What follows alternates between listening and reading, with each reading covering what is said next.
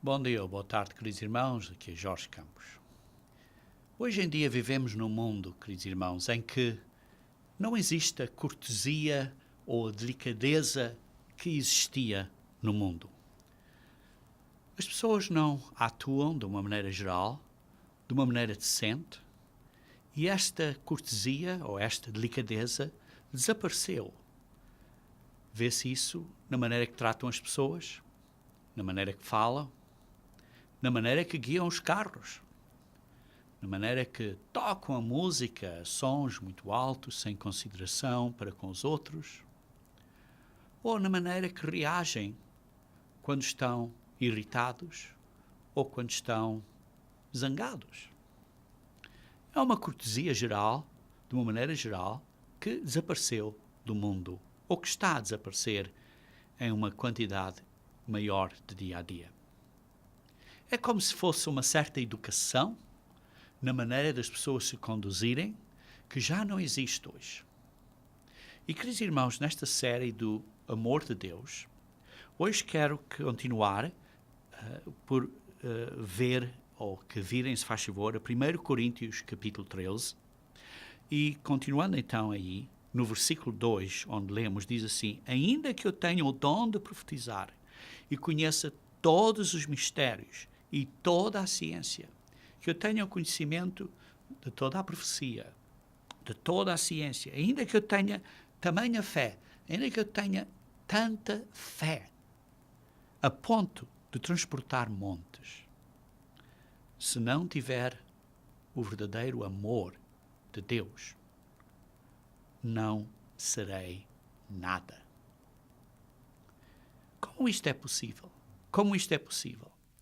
É sempre difícil de nós entendermos, mas é importante, é um assunto extremamente importante para nós na Igreja de Deus.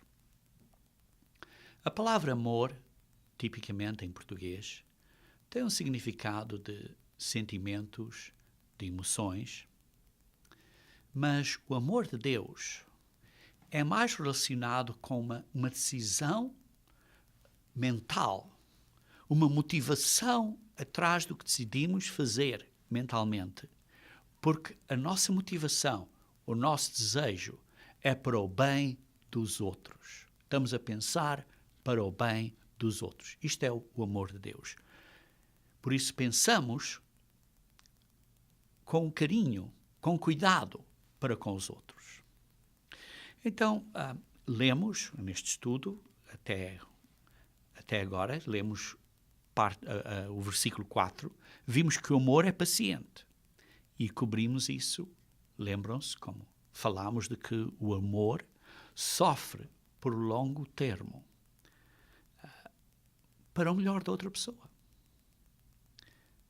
Também vimos que às vezes sofrer pelos outros não seja necessariamente o que é melhor para eles. Por exemplo, se estão a roubar, estar a ter um sofrimento por causa disso, talvez não seja a coisa correta. A justiça, talvez, a justiça, nesse caso, será o melhor para eles. Mas o importante aqui é qual é a nossa motivação. A nossa motivação. A nossa motivação para com eles é uma de vingança ou é uma de termos o desejo de que seja o melhor para eles? Depois, vimos também a segunda parte deste versículo que diz que o amor é benigno. E vimos que isso são ações de bondade. Depois continuamos e vimos que o amor não arde em ciúmes. E então vimos também que o amor verdadeiro, o amor de Deus, não é invejoso. Porque a inveja destrói a possibilidade de termos o verdadeiro amor de Deus. Inveja, é uma forte influência da natureza humana. E no último sermão vimos, acerca destes dois termos, que o amor não se ufana e não se ensoberbece. E vimos que o amor, O verdadeiro amor de Deus não é uma pessoa que tenha um desejo constante de ser o centro da atenção e que não é uma pessoa que se ensoberbece com orgulho, arrogante. E também vimos que o orgulho humano é uma das outras questões centrais da natureza humana. E o orgulho impede termos este amor e termos um relacionamento correto com Deus. E depois no versículo 5 diz assim: não se conduz inconvenientemente.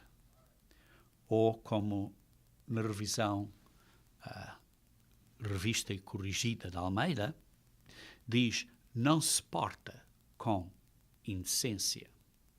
E o meu tema hoje, deste estudo, queridos irmãos, é de concentrar nesta frase que não se conduz inconvenientemente, ou não se porta com indecência. E por isso é à volta desta frase que vamos continuar este estudo do amor agape de Deus hoje. Ora, uma pessoa que não se conduz inconvenientemente ou que não se porta de uma maneira indecente é uma pessoa que não é rude, digamos assim, que não é grosseiro ou indecente. Isto é, não se porta de uma maneira que seja indecente, de uma maneira inconveniente. Não se porta de uma maneira que é feia. Não age, digamos assim, de uma maneira ruim, de uma maneira grosseira. Ora, queridos irmãos, o amor de Deus não quer dizer que estás a evitar a dizer a verdade.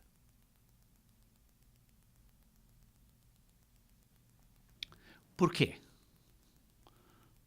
Porque às vezes podes fazer a ação correta de acordo com a verdade e as pessoas ainda se vão ofender. Porquê? Porque podem estar ofendidas pela verdade, porque não querem saber a verdade, não gostam da verdade, ou podem estar ofendidas porque estão orgulhosas, têm este orgulho. Sim, as pessoas orgulhosas podem estar ofendidas por várias coisas. Mas, como disse, temos que dizer a verdade. Mas o ponto aqui é como tratar os outros. E por isso, o amor agape de Deus não é acerca de como os outros tratam a nós, mas é acerca de ti e de mim, como eu trato os outros. Como é que nós, como é que você se porta com as outras pessoas? Como é que tratas esta situação ou este assunto com essa pessoa? E por isso, voltamos ao princípio da motivação. Qual é a tua ou a minha intenção inicial? Qual é a motivação? Está claro? Não devia de ser uma de ofender, uma de magoar. Por isso, uma pessoa que reage, que atua de uma maneira inconveniente, ou de uma maneira, como a Almeida Revista e Corrigida diz, uma maneira indecente, é uma pessoa que seja ofensiva a outros. Porque quando atuamos de uma maneira inconveniente, vamos ofender os outros. Ora, é importante entender esta separação. Jesus Cristo foi ofensivo a outros, mas nunca por causa da sua maneira de tratar os outros. Ele foi ofensivo por causa que ele acreditava na verdade e falava a verdade. E as pessoas não gostavam de ouvir a verdade. Ou tinham orgulho quando foram confrontadas com a verdade. Por isso, algumas pessoas vão estar ofendidas contigo, ou comigo, ou conosco, ou com uma pessoa, por causa da tua religião, por causa das tuas crenças, por causa da verdade. Por exemplo, se você disser que não concorda com o aborto, vai ofender certas pessoas que não concordem com essa frase, com esse conceito. O que estou a dizer é que, de volta ao que eu estava a dizer, precisamos de separar estas duas coisas. Se uma pessoa está ofendida pela verdade, você não pode fazer nada com isso. A verdade é verdade. Mas se estão ofendidos porque você é obnóxio ou é desagradável a falar com eles acerca da verdade, então temos um problema. Está a entender estes dois pontos? As pessoas não vão gostar da verdade e por isso ofendem-se com a verdade. O ponto que eu estou a falar é que devemos de tratar as pessoas de uma maneira decente, mas nunca facilitar na verdade. Sempre de uma maneira decente. Por isso, se tratarmos as pessoas de uma maneira inconveniente, ou indecente, ou rude, ou malcriada, não está correto. Não é amor de Deus. Vejam, por exemplo, se faz favor, aqui em Lucas, capítulo 17. Lucas, capítulo 17. Lucas 17.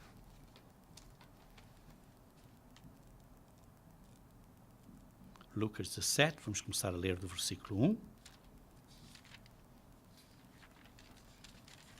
Lucas 17, versículo 1.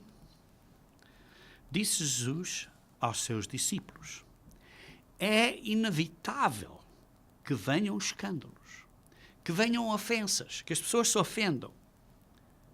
Mas ai do homem pelo qual elas vêm. Se as pessoas estão ofendidas pela verdade, é uma coisa. Mas estão ofendidas por causa da maneira que tratamos outras pessoas, ai do homem pelo qual elas vêm. Melhor fora que se lhe pendurasse ao pescoço uma pedra de moinho e fosse atirado no mar, do que fazer tropeçar a um destes pequeninos. Por isso, queridos irmãos, o que está aqui a dizer é que ofensas vão acontecer. Mas como é que essas ofensas vêm? Se eu estou errado, eu preciso de me arrepender. E se eu me arrepender, o outro tem que perdoar. Vejam aqui no versículo 3. Acautelai-vos. Se o teu irmão pecar contra ti, isto é, te ofender, dizer uma coisa, tratar de uma maneira indecente, repreende-o. Não vais dizer aos outros, fala com ele. Repreende-o. Se ele se arrepender, perdoa-lhe. Se há pecado, ou se erraste, ou se trataste uma pessoa de uma maneira inconveniente, de maneira que a pessoa ficou ofendida, arrepende-se. Se arrependes, o outro tem que perdoar. Se não há arrependimento, não pode haver reconciliação. Não estou a dizer que não precisas de perdoar. Estou a dizer que não vai haver reconciliação, porque não há arrependimento. Mas se há arrependimento, a outra pessoa tem que perdoar.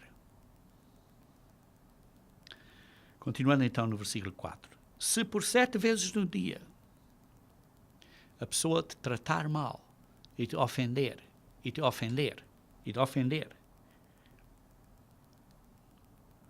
pecar contra ti, e 7 vezes vier ter contigo e dizendo, desculpa, perdoa-lhe. Perdoa-lhe. Aqui está a falar 2 princípios. Primeiro, não devemos ofender as outras pessoas. Esforça-te para não ofenderes, para não tratares outras pessoas de uma maneira inconveniente, para não seres rude. Esforça-te. Mas, se tiveres ofendido, seja por qual razão, às vezes ofendemos porque uma pessoa fez uma coisa ofensiva a nós e nós reagimos. Mas se estiveres ofendido, ou se ofenderes, porque foste ofendido, se ofenderes, arrepende-te, ou se a pessoa se arrepende que nos ofende, nós temos que perdoar. Temos que arrepender. Quando há arrependimento, temos que perdoar. E por isso, ambos os lados são tratados nestes 4 versículos aqui. Primeiro, tenta não ofender. E se foste ofendido, perdoa. Se a pessoa se arrepende, tens que perdoar. E por isso, esta deve ser a nossa abordagem em qualquer situação difícil. Qual é a abordagem que devemos ter? Tentar não ofender. Esforçarmos-nos para o que dizemos ou o que fazemos ser de uma maneira que não seja indecente, que seja de uma maneira conveniente. Isto é, que não sejamos rudes, que não sejamos ofensivos. Queridos irmãos,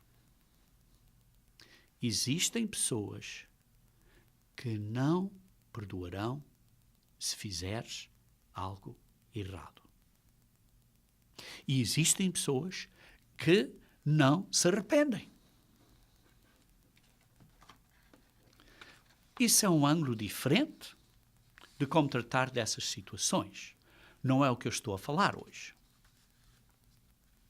O que eu estou a falar hoje é o amor de Deus, o amor agape de Deus. E como é que você deve ter, digamos assim, automaticamente, uma maneira ou uma atitude de abordar uma situação, porque é o que você é. Isto é, estamos a falar do amor de Deus, daquela motivação do coração, que automaticamente reagimos e aprendemos a reagir de uma maneira que estamos a tentar, mesmo que as pessoas nos ofendam, a tentar reagir, ou falar, ou fazer coisas de uma maneira que não seja ofensiva.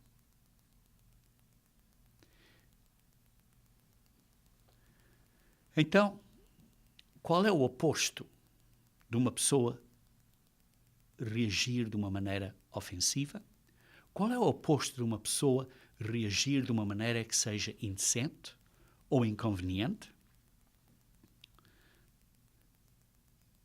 Noutras palavras, como é que eu devo ser?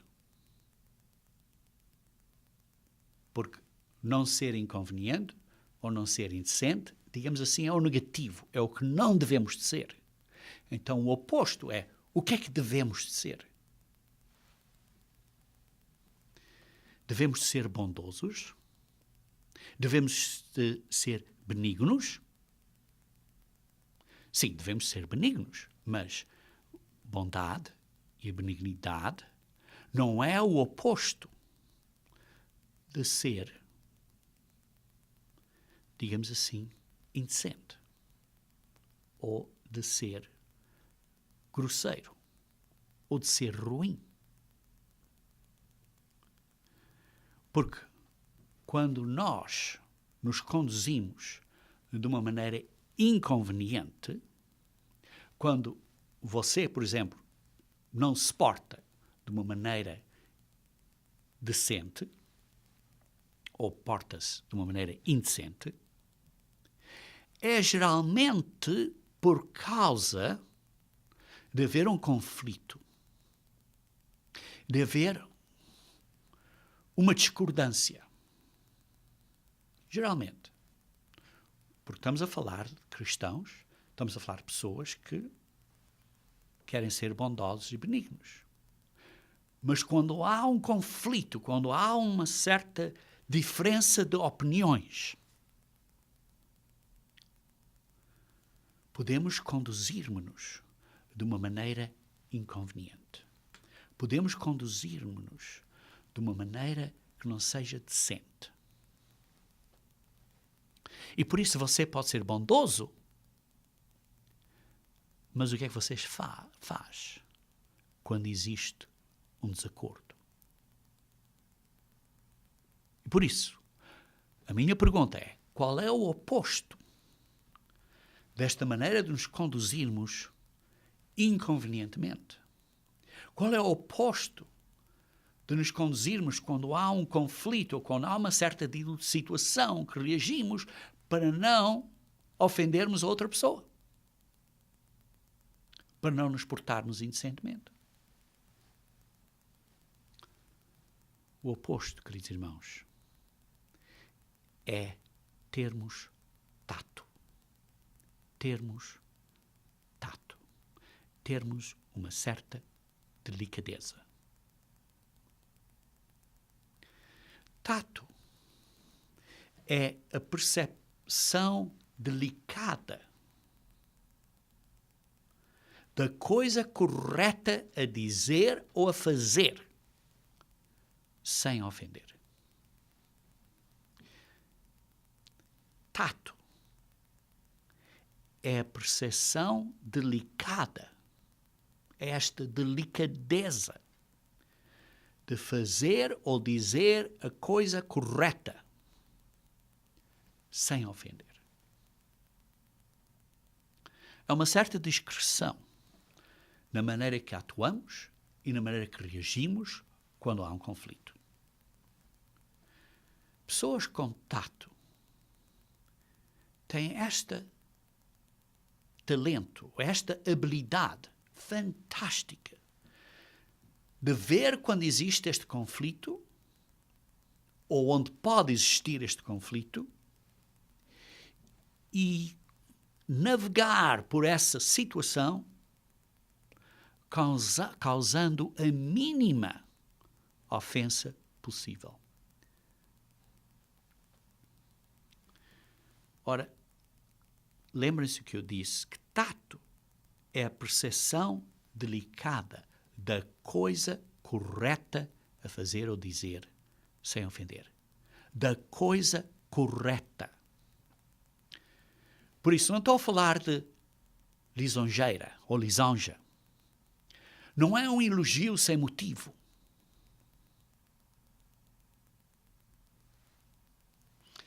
Não é como os políticos, que dizem meia verdade para terem o seu desejo.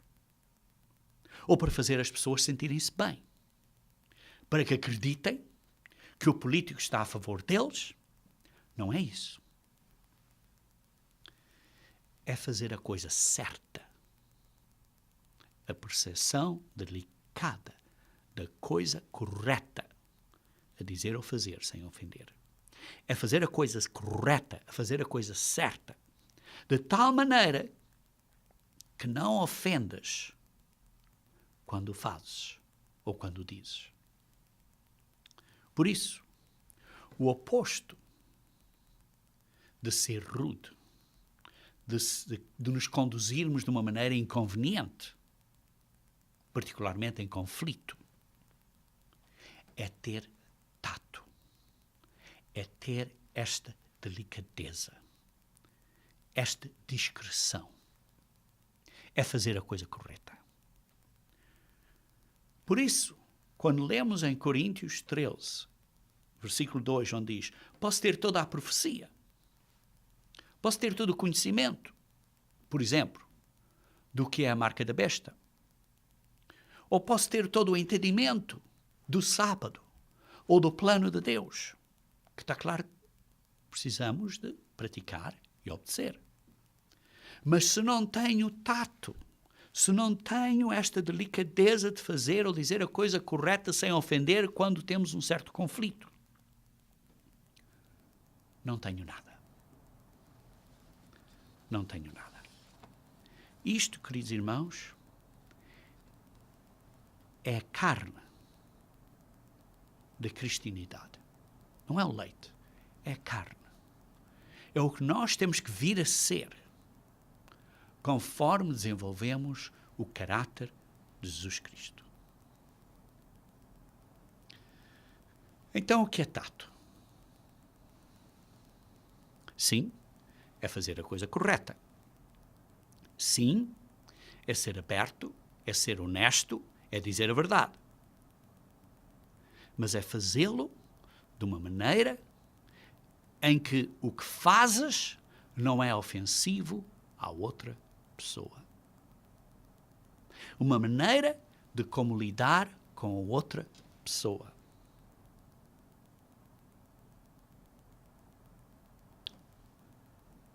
Outro ponto aqui importante é que notem que não estou a falar de quando uma pessoa está ofendida e estão a atacar-te,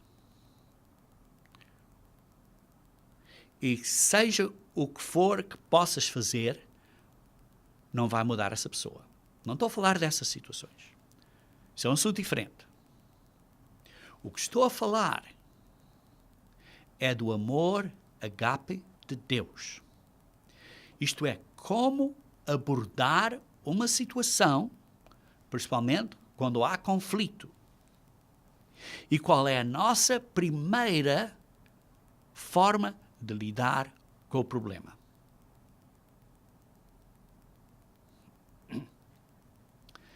Por isso, queridos irmãos, vamos ver então agora alguns exemplos de tato em ação. E um primeiro, quero que olhem a Provérbios capítulo 15, Provérbios capítulo 15, versículo 1. Este é um provérbio que eu me lembro quando ainda era um jovem na igreja, talvez tivesse 1 ou 2 anos na igreja, tivesse sido convertido e batizado, estava na igreja de Deus já por 1 ou 2 anos, e lembro-me da situação que tive, e que usei o princípio deste provérbio. E o outro amigo, irmão, que estava comigo, membro da igreja, ficou surpreendido como resolveu o problema assim tão rapidamente. Mas em Provérbios 15, versículo 1 diz assim: a resposta branda desvia o furor, mas a palavra dura suscita a ira. A palavra branda, falar com uma certa mansidão, uma certa dizer as coisas com uma certa humildade, de uma maneira correta, desvia o furor. O ponto que eu estou a dizer é o seguinte: temos que dizer algo quando estamos numa situação assim, para tentar ajudar a outra pessoa a lidar com a sua própria irritação, ou a sua própria ira, ou a sua própria raiva. Dizer algo para tentar ajudar a outra pessoa a resolver a sua própria irritação. Por isso, estamos de volta ao ponto de estarmos ensoberbecidos. Isto é, Quando uma pessoa está irritado para nós ficamos irritados e respondemos de uma maneira irritada. E por isso temos uma guerra de orgulho contra orgulho. E nesta guerra do orgulho, você está irritado, porque o outro estava irritado, então ele se zanga, então você se zanga, e depois ele fica enraivado, porque você está enraivado, e você também fica enraivado. Então temos este aumento de conflito. Por isso, dizer algo para tentar ajudar a outra pessoa, para tentar. É importante lembrarmos que, às vezes, seja o que você faça, isso não muda a posição do outro. Mas vai tentar reduzir essa raiva ou essa ira para podermos ter uma conversa, uma discussão decente. Acalmar a coisa é como abrandar, uma resposta branda, para abrandar o fogo. E quando está abrandado, podemos então ter uma conversa decente. Eu sei que é difícil, especialmente quando as pessoas estão irritadas, ou nós estamos irritados, ou zangados, mas falaremos mais acerca deste princípio noutro sermão acerca de irritação. Mas o primeiro ponto é dizer algo para tentar ajudar a outra pessoa a lidar com a sua própria irritação. Isto é como a deitar água para acalmar o fogo. Acalmar isto tudo, acalmar. Segundo ponto, um ponto breve, que eu vou deixar convosco, é que é a vontade de dar à outra pessoa o benefício da dúvida. A vontade de dar à outra pessoa o benefício da dúvida. Por exemplo, a outra pessoa podia ter feito uma coisa e nós podemos ficar ofendidos ou insultados que essa pessoa nos pediu para fazer qualquer coisa porque não vê que eu não sou e por isso não pedia isso a mim. Por exemplo, uma pessoa passa pela sua casa, da maneira que está vestido, ou da maneira que você entenda, na sua cabeça. Você pensa que é uma pessoa que talvez possa pedir uma ajuda, ou diz, olha, podia-me ajudar aqui uma coisa, e eu pago-lhe. E essa pessoa, pronto, vai, faz. Essa pessoa podia dizer, mas quem é que julgas que eu sou? Por exemplo, da maneira que está vestido, pode ser que não saibas que ele é o diretor da escola, ou coisa assim. E tu disseste, olha, passou por ali, julgaste que fosse uma pessoa que estivesse à procura de emprego, e disseste, olha, vem aqui, eu vou-te pagar. E outra pessoa tira o casaco, coisa assim, faz isso. E depois, quando vais pagar, a pessoa diz, não preocupes, somos vizinhos, pronto. Não precisa de pagar. E vai-se embora. Essa pessoa reagiu de uma maneira com tato, com delicadeza, porque não viu a ação do que pediu para ele trabalhar, ou ela trabalhar, como um insulto. Não reagiu sem ou ter sentido insultado ou insultada. E por isso deu este benefício da dúvida. E por isso reagiu de uma maneira que não causou irritação. Outro ponto, o terceiro ponto que eu quero dar é que para resolver conflito precisamos primeiro tentar ver o argumento do ponto de vista da outra pessoa. Isto é uma coisa muito difícil e eu vou desenvolver este ponto um bocadinho mais, porque é muito importante. Vou repetir. Para resolver o conflito,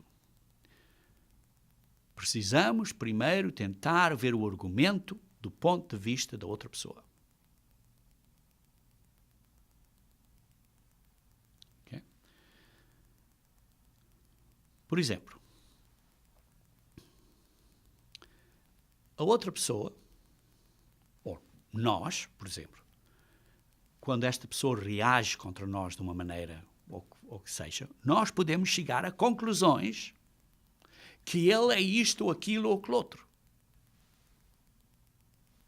Pode ser por maneira que ele fala, e por isso nós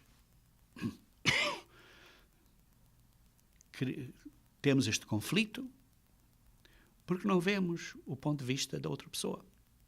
Podemos criar ou ter certas conclusões. E por causa dessas conclusões mentais, as nossas reações são guiadas por essas conclusões. Por exemplo, reagimos de uma certa maneira da maneira que a pessoa anda, ou da que a pessoa se veste. Ou reagimos de uma certa maneira porque a pessoa tem um carro assim, que é capaz de ser um carro normal, mas para uma pessoa que não tenha, pensa que é um carro assim. Ou uma pessoa ofende-se porque ele, em vez de, por exemplo, usar a Bíblia, estava a usar um destes computadores portáteis que as pessoas usam. E a pessoa ofende-se por causa disso.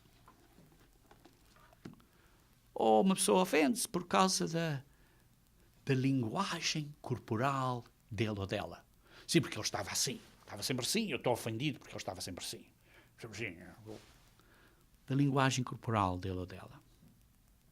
Ou ofendem-se por causa da frase que ele ou ela usou quando falou. Da maneira que fala. Queridos irmãos, chegamos a conclusões mentais porque não estamos a ver a coisa do ponto de vista da outra pessoa. E assim as nossas reações, as nossas palavras são guiadas por essa conclusão. Ao fim de contas, é possível que tu e eu não tenhamos nenhuma ideia do que essa pessoa está a pensar ou quais são as intenções dessa outra pessoa. Mas ficamos ofendidos nesta situação de conflito. Houve um conflito e então isto, uma coisa pequena, que é o carro, ou a maneira que se veste, ou a maneira que fala, ou a linguagem corporal, ou o computador, ou seja o que for.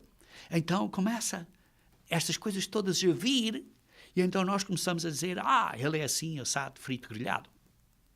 Porque estamos a pré-julgar na nossa mente o que essa pessoa está a pensar ou o motivo dessa outra pessoa.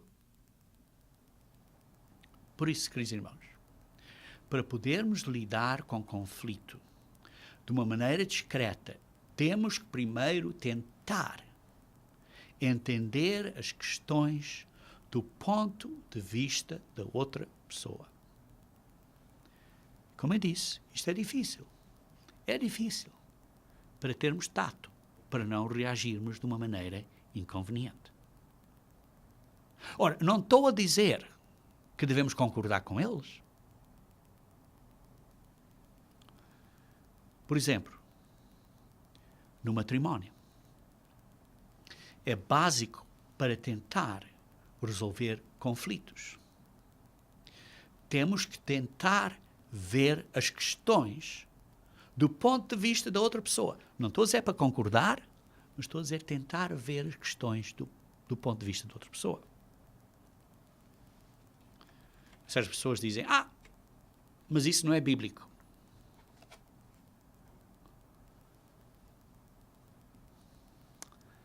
Vamos ver que é bíblico. Vamos ver alguns exemplos.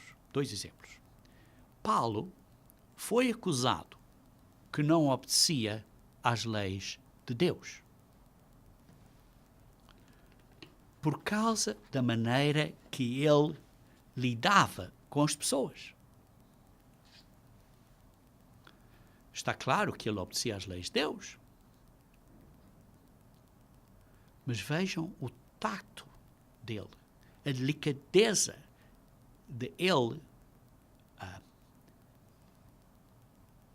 usar uma certa situação da maneira que trata essa situação. Vejam em 1 Coríntios, capítulo 9. 1 Coríntios, capítulo 9. 1 Coríntios, capítulo 9. Aqui vemos uma situação que ele usou tato. Às vezes ele não usou tato. Vamos ver também, mais tarde, neste sermão, uma situação em que não usou tato.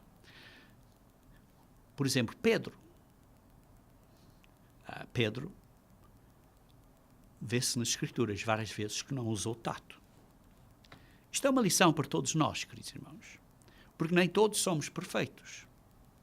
Os apóstolos nem sempre foram perfeitos. E aprenderam e cresceram na graça de Deus. Nós, igualmente, também não somos perfeitos e às vezes fazemos erros. Por isso precisamos de perdoar uns aos outros. Mas precisamos de crescer na graça de tratar outras pessoas com delicadeza neste amor de Deus. Vejamos então em 1 Coríntios, capítulo 9, versículo 19. 19. Diz assim: porque sendo livre de todos, fiz-me escravo de todos, a fim de ganhar o maior número possível. Porque sendo livre de todos. Isto é, eu não tenho que dar contas a ninguém, a nenhum homem. Estou livre de todos. Dou contas a Jesus Cristo. É o que ele está a dizer. Sendo livre de todos. Fiz-me escravo de todos. Porquê? Porquê? Para ganhar um concurso de popularidade e ser o presidente e terem os votos de ser o presidente? Não. Fui escravo de todos. Porquê? Diz assim: a fim de ganhar o maior número possível. Ganhar o quê? Lembre-se que o motivo é o amor de Deus, o amor agape. É o que é o melhor para o outro. E por isso, para ganhar os outros, para a verdade de Deus. Versículo 20. Procedi para com os judeus como judeu, a fim de ganhar os judeus. Para os que vivem sob o regime da lei, como se eu mesmo assim vivesse. Para ganhar os que vivem debaixo da lei, embora não esteja eu debaixo da lei. Aos sem lei, como se eu mesmo fosse, não estando sem lei, para com Deus, mas debaixo da lei de Cristo, para ganhar os que vivem fora do regime da lei. Então, o que é que ele está a dizer? Está a dizer que com os judeus ele obedecia, ele fazia as coisas para ganhar os judeus, obedecia, por exemplo, usava palavras boas, não dizia nada errado, mas com os outros que não tinham a lei, usava asneiras, usava palavras erradas, desobedecia o sábado. É o que ele está a dizer?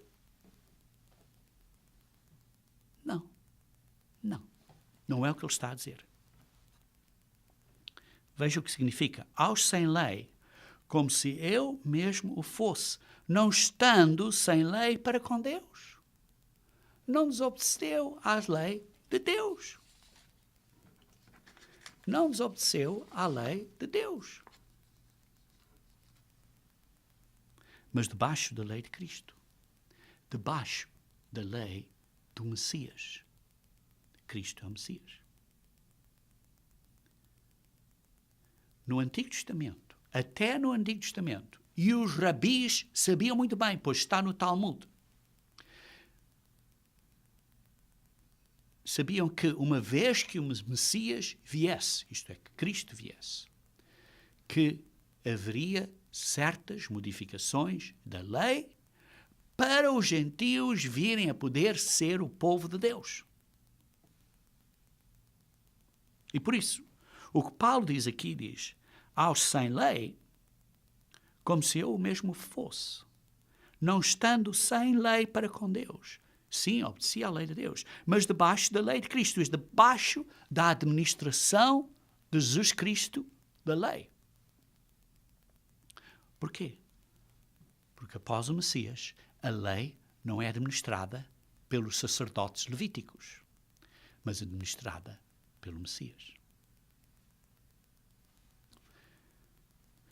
Ele estava debaixo da lei de Deus, mas quando ia às pessoas que não eram judeus, não vou a eles como se fossem, como se essas pessoas que não eram judeus estivessem debaixo da administração do sacerdócio levítico. E por isso não exigia a essas pessoas que não eram judeus que fossem circuncisos. Não exigia a essas pessoas que não eram judeus que oferecessem os sacrifícios de acordo com a lei levítica de rituais. Ele foi a eles como pessoas debaixo da administração de Jesus Cristo. Veem o que Paulo está a dizer? Ele está a dizer que aprendeu a adaptar-se aos costumes das pessoas a quem eu vou para lhes ensinar o caminho de Deus. Mas sem desobedecer o caminho de Deus e sem desobedecer à lei de Deus. Diz assim, para ganhar os que vivem fora do regime da lei, fiz-me fraco para com os fracos, a fim de ganhar os fracos. Fiz-me tudo para com todos, a fim de, por todos, salvar alguns. Sim, a fim de que, por todos os modos, salvar alguns. O que está aqui a dizer é que fez isto tudo, continuando no versículo 23, tudo faço por causa do Evangelho, com o fim de me tornar cooperador com ele. Paulo teve empatia, teve amor agape por causa do Evangelho.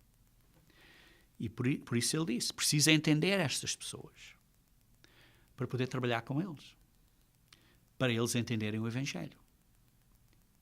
Ele viajou ao mundo, foi a vários países no mundo e adaptou-se às várias posições de várias pessoas, sem desobedecer às leis de Deus. Por exemplo, em Jerusalém, ele observou os rituais judaicos. Para ganhar os judeus. Ele sacrificou-se, sacrificou a sua vida para entender os outros. Não é concordar. Não é concordar com eles, mas entender. Vejam outro exemplo aqui em Atos 16. Atos 16. Ora, antes de lermos Atos 16, vamos dar o contexto, texto aqui da situação. Em Atos 15, lê-se acerca da Conferência de Jerusalém, e nessa conferência houve uma questão do que era necessário para os gentios serem membros da igreja, para estarem na igreja. Era necessário que eles fossem prosélitos judaicos, precisavam de ser circuncisos, precisavam os gentios de ser como os judeus ortodoxos para serem parte da igreja. E a conclusão da conferência é que não precisavam de ser isso. Sim, os gentios tinham de parar de cometer pecados sexuais, de parar de adorar a ídolos, tinham de fazer isso antes de virem para a igreja, mas não precisavam de se tornar pessoas judaicas, ortodoxos. Não precisavam de ser circuncisos. E então Paulo foi-lhe dada a responsabilidade, foi enviado para levar esta mensagem, através de uma carta, às igrejas de Deus à volta do mundo romano. E então ele foi, com esta mensagem de que isso não era necessário para os gentios. Isto era a administração de Jesus Cristo. Não era uma administração de sacrifício levítico, mas é a administração de Jesus Cristo. A lei de Deus existia e continuou a existir. Os sacrifícios continuavam a existir para os judeus, mas não para os gentios. E então, vejam aqui em capítulo 16, versículo 1 a 3. Chegou também a Derbe e a Listra. Havia ali um discípulo chamado Timóteo, filho de uma judia, que era crente, mas de pai grego. Dele davam bom testemunho os irmãos em Listra e Idóneo, e nos davam bom testemunho de Timóteo.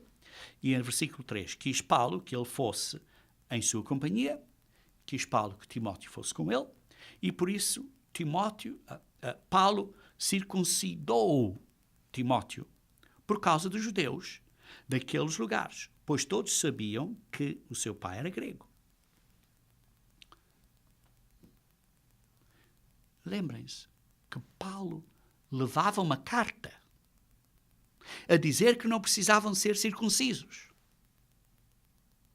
Por isso Timóteo não precisava de ser circunciso. Ele tinha uma carta a dizer isso. E Timóteo era um homem adulto e foi circunciso por causa dos judeus. Paulo convenceu a Timóteo que precisava de ter o tato, esta delicadeza de como tratar os judeus, e por isso era importante que ele fosse circunciso em delicadeza, em tato para com os judeus. Porque ele não queria ofender ninguém. Mas a intenção dele era para os trazerem para Deus. Vê-se que Paulo reagiu aqui em várias situações, como eu demonstrei, 2 exemplos, para não ofender pessoas, da maneira que tratava as pessoas. Mas ofendeu ele a pessoas? Sim, ofendeu. Porque apedrejaram-no, tentaram matá-lo, puseram-no na prisão. Sim, ofendeu, bateram-no. Mas estavam ofendidos pela verdade e não da maneira que Paulo tratava deles. Estavam ofendidos pela verdade. E Paulo manteve-se na verdade. Mas da maneira que ele lidou com eles, ele tratou eles, foi de uma maneira que não foi ofensiva. Continuando, lendo outra vez no versículo 4, Atos 16, versículo 4. Ao passar pelas cidades, entregavam aos irmãos para que as observassem as decisões tomadas pelos apóstolos e presbíteros de Jerusalém. Ele entregou as decisões dos apóstolos, que, ao fim de contas, foram decisões que Cristo inspirou. Decisões dos apóstolos, as decisões da igreja.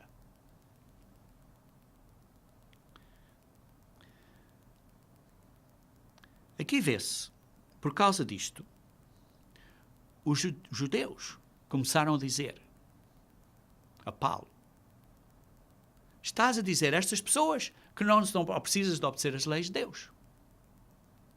E Paulo disse: não estou a dizer que os judeus devem desistir de ser circuncisos, mas estou a dizer que os gentios, para virem para a igreja, não precisam de ser circuncisos. E como prova, aqui está Timóteo. Sim, os judeus continuam a ser circuncisos. Como prova, aqui está Timóteo. O reverso do argumento também podia ser demonstrado a dizer, bem, tenho aqui uma carta, Timóteo não precisa ser circunciso. Mas por causa dos judeus, para não os ofender, vê-se que Paulo estava a dizer para os judeus, obedeçam a essas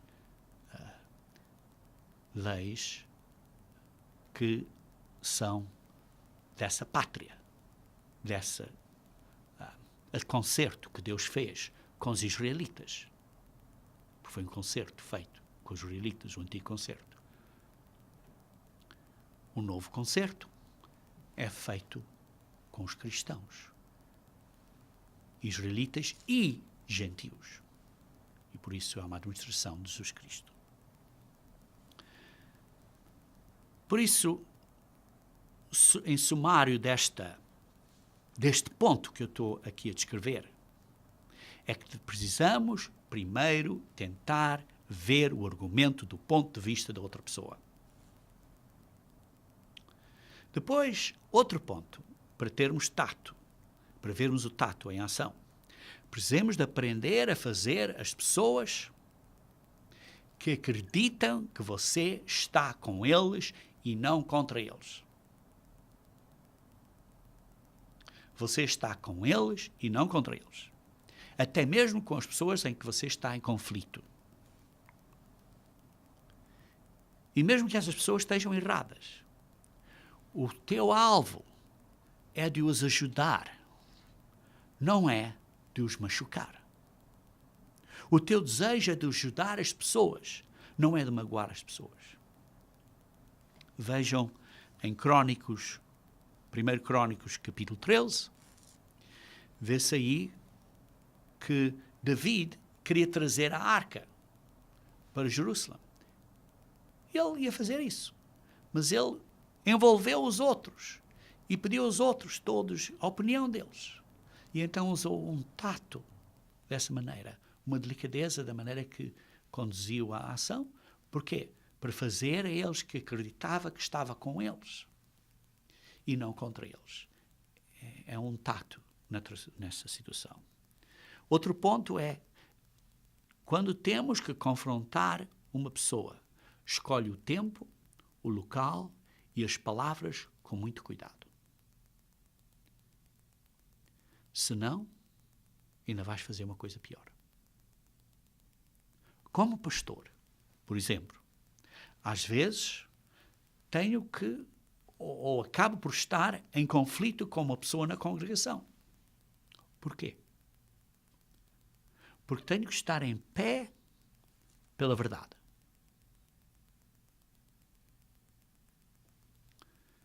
E certas pessoas querem uma coisa diferente. Eu tenho que estar em pé pela verdade. Mas quando temos essas situações, precisamos ter cuidado de usar a própria altura, o próprio momento, o próprio local, as próprias palavras, para termos cuidado a tratar dessa situação.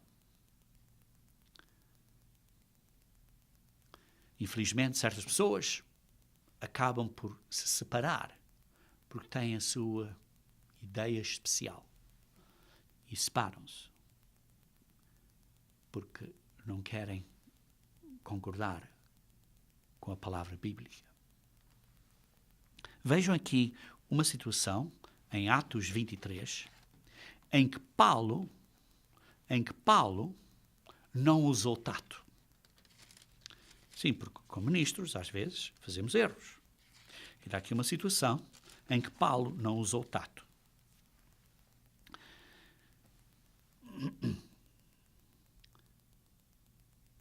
Não usou tato e lembra-se que, ao fim de contas, era Paulo que estava a ser tratado de uma maneira injusta. Ler aqui o versículo 1, Atos 23, 1. Diz assim: fitando Paulo os olhos no sinédrio, disse: varões, irmãos, tenho andado diante de Deus com toda a boa consciência até o dia 2. Tenho estado a fazer as coisas com toda a boa consciência. Versículo 2. Mas o sumo sacerdote, Ananias, Mas Paulo, nesse momento, não sabia que ele era o sumo sacerdote. Mas, nesse momento, o Ananias mandou aos que estavam perto dele que lhe batessem na boca. Ora, queridos irmãos, era contra a lei de Deus espancar uma pessoa para obter uma confissão. E por isso, Ananias estava a quebrar a lei. Então, versículo 3, lhe disse Paulo: Deus há de ferir-te, parede branqueada. Tu estás aí sentado para julgar-me segundo a lei e contra a lei mandas agredir-me.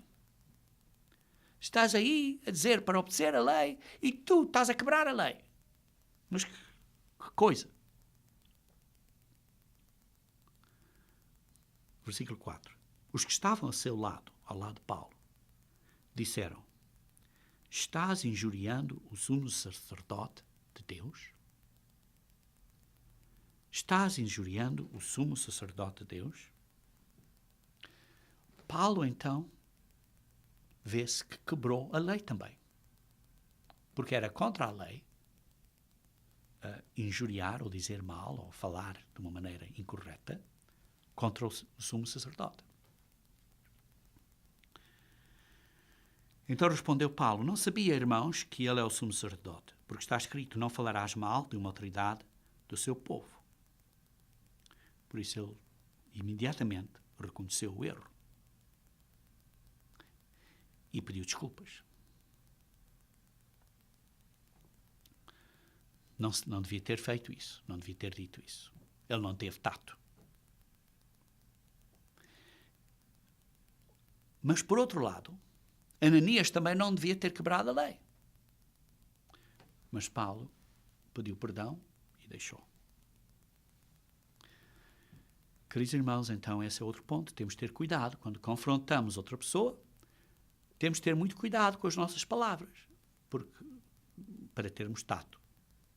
Outro ponto é, lembrem-se que é impossível não ofender aqueles que têm um espírito, digamos assim, de inimizade contra Deus, de uma certa contrariedade, por exemplo, contra a verdade, ou que têm um certo orgulho, têm este espírito e estamos numa situação em que é impossível não ofender esses que têm essa atitude. Certas pessoas se ofenderão contigo, seja que for. Porquê? Porque estás a dizer a verdade. Certas pessoas se ofenderão contigo, talvez seja o orgulho deles, talvez seja porque querem as coisas da sua maneira. Têm a sua ideia especial, ninguém mais tem essa ideia, mas tem esta ideia. E pronto, uma ideia especial. Só nesta parte do mundo, só neste grupo pequenino, tem esta ideia. E a pessoa diz, mas isto está errado. Como o ministro diz, mas isto está errado. Vocês têm uma ideia aqui única que só vocês têm. Como é que é isto? Isto está errado. Vê, não é correto assim na Bíblia. E essas pessoas ficam ofendidas. Ou, por isso, seja que for a causa, tem esta contrariedade, ou tem este espírito de inimizade, por causa do orgulho, por causa da sua ideia especial, porque querem as coisas da sua maneira, ou tenham um certo ódio contra o caminho de Deus. E por isso é impossível não ofender esses que têm essa inimizade. Podes fazer o que quer que seja e não vais fazer paz com essas pessoas. Porque lembra-te, tato não é apaziguamento, não é fazer paz a todo custo. Apaziguamento é tentar fazer que todos os outros gostem de ti. E isso é a maneira certa de estares infeliz na vida. tato, delicadeza nisto. É ir a todas as situações tentando não ser ofensivo, mas ao mesmo tempo sendo verdadeiro. Em todas as situações, por isso, entramos obedecendo a Deus. Mas não devemos ofender as pessoas por falta de graça na maneira em que atuamos. Seja pelo nosso orgulho, ou seja o que for. Sim, essas pessoas podem estar ofendidas, mas se estão ofendidas, que estejam ofendidas por Deus, ou que estejam ofendidas pela verdade, ou estejam ofendidas pelo orgulho deles, mas não estão ofendidas por causa da maneira que eu falei, ou que você falou, ou que você se conduziu. Queridos irmãos, quando tenham tempo, estudem o livro bíblico de Esther. É um exemplo bíblico muito grande da graça de tato. Ela colocou a sua própria vida em risco para salvar o povo de Deus. Em todas as suas situações, ela pôs a sua vida em risco. Teve coragem e fez isso de uma maneira que não foi ofensiva. Leia o livro de Esther com esta consideração, para aprender princípios de ter tato. Outro princípio de tato é elogiar antes de criticar. Sempre que encontramos uma pessoa com motivos errados, vamos encontrar pessoas com motivos errados. Sempre. Existe. Mas temos que tentar apelar, ou atrair, ou recorrer aos bons motivos dessa pessoa. Vejam, por exemplo, em Juízes, capítulo 8. Juízes, capítulo 8. Juízes, capítulo 8. Vemos aí a situação de Gideon, com 300 homens, venceu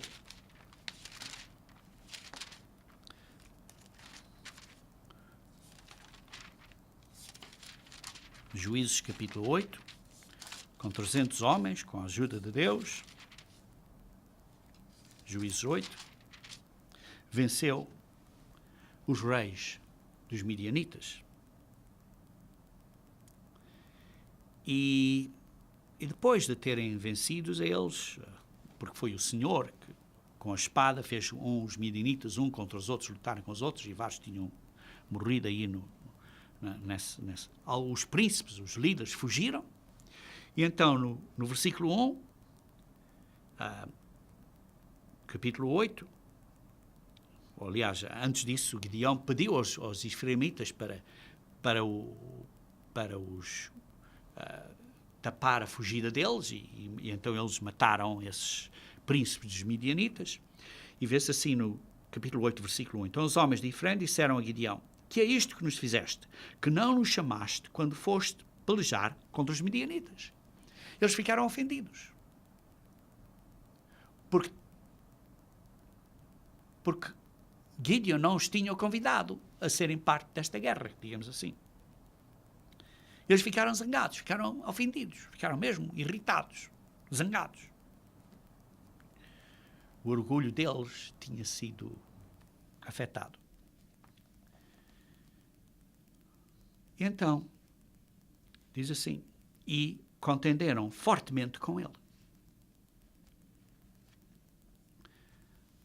Gideon podia ter dito: não fui eu, foi Deus. Foi Deus que ganhou a batalha, não fui eu que ganhei a batalha. E como é que vocês podem estar ofendidos com Deus? Podia ter defendido a situação. Mas sendo um homem com muito tato, Gideon, veja o que ele disse. Porém, ele lhes disse, versículo 2, que mais fiz eu agora do que vós? Não são, porventura, os rabiscos de Efraim melhor dos que a vidima de Abiezer? Deus entregou nas vossas mãos os príncipes dos midianitas, Oreb e Zeb. que pude eu fazer comparável com o que vocês fizeram?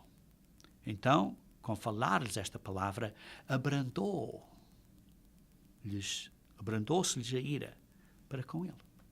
Acalmou, abrandou esta palavra abrandou a situação. Vê-se que ele usou tato. E por isso, ele apelou ou recorreu aos bons motivos dessas pessoas para verem a situação de outra maneira e acalmou a situação. Acalmou a situação. Elogiou a eles. Vejam o que vocês fizeram. Eu nem fiz nada disso. Está claro o que Deus fez. Foi Deus que fez. Mas, na verdade, sim, eles tinham matado essas pessoas, os líderes. E disse, vejam o que vocês fizeram. E então, acalmou a situação. Por exemplo, vocês têm uma situação em casa. Por exemplo, o marido é preguiçoso, não faz uma certa coisa na garagem, que a esposa tem pedido há muito tempo, pedir, e ele não faz. E então, a esposa podia dizer, tu és preguiçoso, preciso disto, não vais fazer, vá lá, és preguiçoso. Ou a esposa podia dizer, querido, eu preciso, por favor, que isto seja feito hoje. Preciso da tua ajuda agora. Podes-me ajudar, se faz favor. Vê-se que há uma maneira diferente. Uma maneira que tem tato, tem delicadeza. E a outra não tinha delicadeza. Não tinha este tato. E outro ponto é, quando estás numa confrontação com outra pessoa, pede a Deus para você ser humilde na abordagem da questão. Porque quando uma pessoa está ofendida e ela nos ofende, nós podemos sentir justificados a responder, reagir de volta. Então o que temos? Temos uma situação em que todos estão ofendidos. E por isso, precisamos ser humildes. Ter uma humildade para resolver a questão. E falámos acerca da humildade no sermão prévio, quando falámos acerca de não sermos orgulhosos, não nos ensoberbecermos.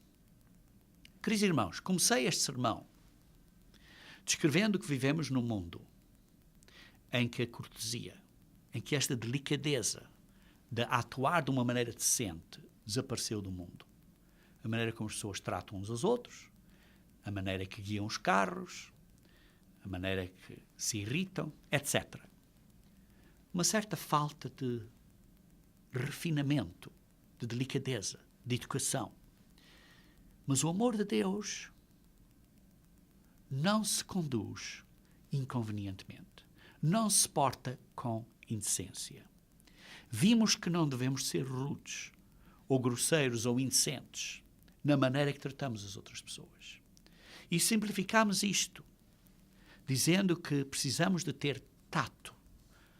Precisamos ter uma delicadeza quando lidamos com as outras pessoas para que não sejamos rudes. E para termos este tato, eu cobri neste sermão vários pontos. Precisamos ter uma resposta branda. Dizer algo de uma maneira que seja a tentar ajudar a outra pessoa a lidar com a sua irritação. Dissemos que precisamos ter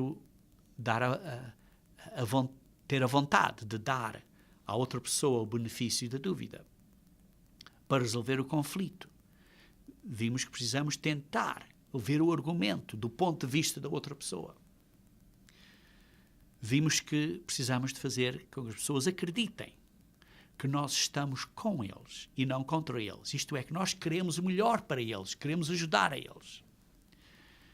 Vimos também que quando temos uma confrontação com uma pessoa, precisamos de escolher a altura, o local e as palavras com muito cuidado nessa confrontação que estamos a confrontar. É impossível, também, lembrem-se, é impossível não ofender aqueles que têm um espírito de inimizade ou de contrariedade. Inimizade contra Deus, ou contrariedade contra a verdade, ou que sejam orgulhosos. Às vezes é impossível não ofender essas pessoas, porque eles estão ofendidos com Deus, ou estão ofendidos com a verdade, ou estão ofendidos por causa do orgulho deles, e não estão ofendidos da maneira que nós estamos a tratá-los. Uma coisa diferente. Vimos isso.